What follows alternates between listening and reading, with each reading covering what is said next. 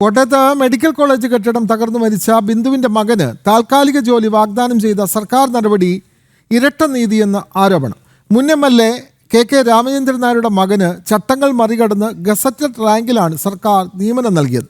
ബിന്ദുവിന്റെ engineering ബിരുദധാരിയായ മകനോട് സർക്കാരിന്റെ ഈ ഇരട്ടത്താപ്പ് വലിയ വിമർശനങ്ങൾക്ക് ഇടവരുത്തുകയാണ്. വിവരങ്ങളുമായി പ്രജിത്ത് മോഹനൻ ചേരുന്നു. പ്രജിത്ത്, കോട്ടയത്ത് മെഡിക്കൽ കോളേജിൽ അപകടത്തിൽ മരിച്ച ബിന്ദുവിന്റെ മകന് ഇപ്പോൾ താൽക്കാലിക ജോലി നൽകാനാണ് സർക്കാർ ആലോചിക്കുന്നത്. ഇന്ന് രാവിലെ ആരോഗ്യമന്ത്രി വീണ ജോർജ് ആ വീട്ടിലെത്തിയപ്പോഴും ബിന്ദുവിൻ്റെ ഭർത്താവും അമ്മയും ഒക്കെ തന്നെ ആവശ്യപ്പെട്ടത് മകന് സ്ഥിരമായി ജോലി നൽകണമെന്നുള്ള കാര്യമാണ്. കാരണം പാവപ്പെട്ട കുടുംബമാണ്, നിർധന കുടുംബമാണ്. അവർ ആ രോഗിക്ക് മകൾക്ക് കൂട്ടിരിക്കാനായി വന്ന അമ്മയാണ് സർക്കാരിൻ്റെ അനാസ്ഥ മൂലം മരിക്കാനിടയായത്. അപ്പോൾ സ്വാഭാവികമായും സർക്കാർ അവരെ സഹായിച്ചേ മതിയാകുകയുള്ളൂ. അപ്പോൾ മകന് സ്ഥിര നിയമനമെന്നുള്ളത് അവരുടെ ന്യായമായ ആവശ്യമാണ്. സർക്കാർ ഇത് ചെവിക്കൊണ്ടില്ല എങ്കിൽ വലിയ പ്രതിഷേധമല്ലേ ഉയരാൻ പോകുന്നത്? പ്രജിത്ത് മോഹനൻ.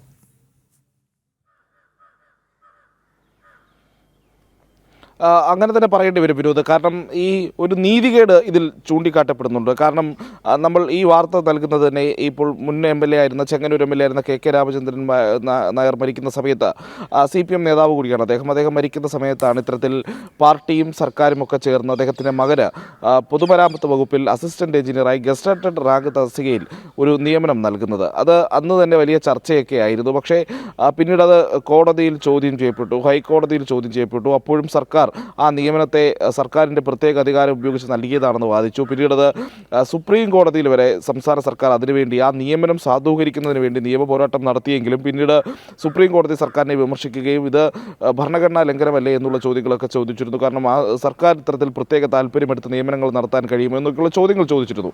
അത് ചൂണ്ടിക്കാട്ടപ്പെട്ടത് ഒരു ജനപ്രതിനിധിയുടെ മകന് അത്തരത്തിൽ നിയമനം നൽകേണ്ട എന്താവശ്യമാണ് എന്നുള്ളതായിരുന്നു കോടതിയും ചോദിച്ചത്, ഒപ്പം തന്നെ പൊതുസമൂഹവും ചോദിച്ചത്.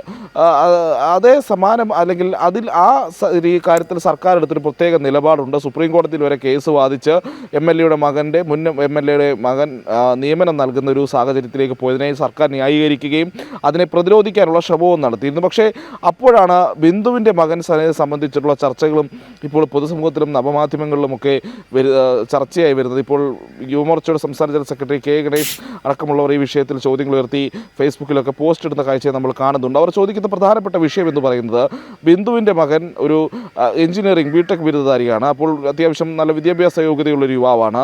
അയാൾക്ക് എന്തെങ്കിലും ഒരു മന്ത്രിയുടെ വാക്കുകൾ തന്നെയാണ് അവർ ഉപയോഗിക്കുന്നത്, എന്തെങ്കിലും കോട്ടയം മെഡിക്കൽ കോളേജിലെ ആശുപത്രി വികസന സമിതിക്ക് കീഴിൽ എന്തെങ്കിലും ഒരു താൽക്കാലിക ജോലി ഞങ്ങൾ നൽകാം എന്ന രീതിയിലുള്ളൊരു പ്രഖ്യാപനത്തോടൊരു സർക്കാരിനൊരു അതിലൊരു പ്രത്യേകിച്ച് ഒരു ആത്മാർത്ഥതയില്ലാത്ത അല്ലെങ്കിൽ പാവപ്പെട്ടവനൊരു നീതി, സർക്കാരിന് വേണ്ടപ്പെട്ട ആളുകൾക്ക് മറ്റൊരു നീതി എന്നൊരു നിലപാടാണ് സർക്കാർ സ്വീകരിക്കുന്നത് എന്നുള്ളതാണ് ഇതിൽ പ്രധാനമായും ചൂണ്ടിക്കാട്ടപ്പെടുന്നത്. കാരണം കെ രാമചന്ദ്രൻ നായരുടെ മകന് വേണ്ടി ചട്ടങ്ങൾ വരെ സർക്കാർ ലംഘിച്ചിരുന്നു. അങ്ങനെ ചട്ടലംഘനം നടന്നതുകൊണ്ടാണ് പിന്നീട് അത് സുപ്രീം കോടതി അടക്കം ആ നിയമനം റദ്ദാക്കിയ ഹൈക്കോടതി തീരുമാനത്തെ അംഗീകരിക്കുന്ന ഒരു നിലയിലേക്ക് കാര്യങ്ങൾ പോയത്.